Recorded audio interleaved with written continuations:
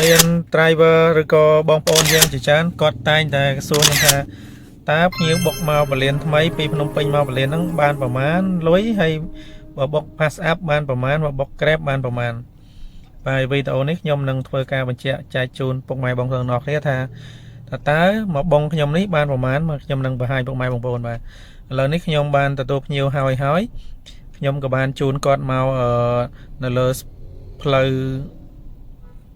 មកពលានតែម្ដងឥឡូវខ្ញុំមកដល់ពលានហើយបាទខ្ញុំកាត់វីដេអូមកដល់ពលានតែម្ដងហ្នឹងហើយលើកនេះមានតាក់ស៊ីហើយនឹងបងប្អូនជាច្រើនដែលគាត់ធ្វើដំណើរឆ្លងកាត់ហ្នឹងដើម្បីដាក់ភ្ញៀវ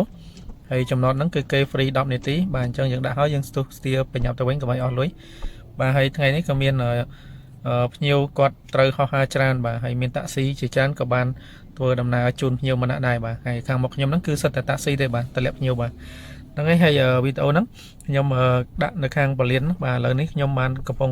តម្លាក់វ៉ាលីតម្លាក់អីបានបោះភ្ញៀវបាទហើយនឹងធ្វើការទូទាត់លុយផងដែរតើមកបងនឹងបានប្រមាណណាបាទខ្ញុំនឹងបង្ហាញពុកម៉ែបងប្អូននៅបន្តិចទៀតនេះបាទឥឡូវនេះមើលរូបភាពលេងទៅបាទវីដេអូលេងទៅបាទនេះគឺសកម្មភាពគេតម្លាក់ភ្ញៀវបាទតម្លាក់ភ្ញៀវចុះដើម្បីភ្ញៀវ check in ទៅតាក់ស៊ីយើងចាក់តម្លាក់ភ្ញៀវហើយយើងនៅឲ្យចំពោះតម្លៃវិញបើសិនភ្ញៀវបុកតែ pass up បាទខ្ញុំគិតពីម្ដុំកំពង់មូលជ្រោយចវាមកដល់ពលានថ្មីហ្នឹងយកពីភ្ញៀវបាន65000បាទដល់ដៃយើងកាត់អេបហើយបាទនៅសល់50000ហ្នឹងឯងបាទហើយបើជួនកាល pass up អាចអេប pass up តាក់ស៊ីណាជួនកាលអាចបានតែ48000ទេបាទវាអាចថយយ៉ាងទៀតបាទដោយសារវាយកសេវាពីភ្ញៀវបានតិចដែរអញ្ចឹងណាបាទហើយចំពោះ Grab បាទ Grab បើសិនជាបុកពីម្ដុំជ្រោយចវាមកពលានថ្មីហ្នឹងវាដូចជាអស់65000បាទហើយដកសេវាចេញអស់ចឡើងនៅសល់48000 47000បាទប៉ុណ្ណឹងបាទវាបានតិចដែរទេបាទដោយសារតាមប្រភេទ option ឡានអញ្ចឹងភ្ញៀវបុក EV អញ្ចឹងទៅឡានប្រភេទcomfort ឡានដែលអគ្គិសនីអីចឹងទៅអាហ្នឹងវិញបានថ្លៃចឹងណាតែបបុកប្រភេទធម្មតាអេកូបាទហ្នឹងថោកទេបាទអញ្ចឹងមកបងបាន45000 48000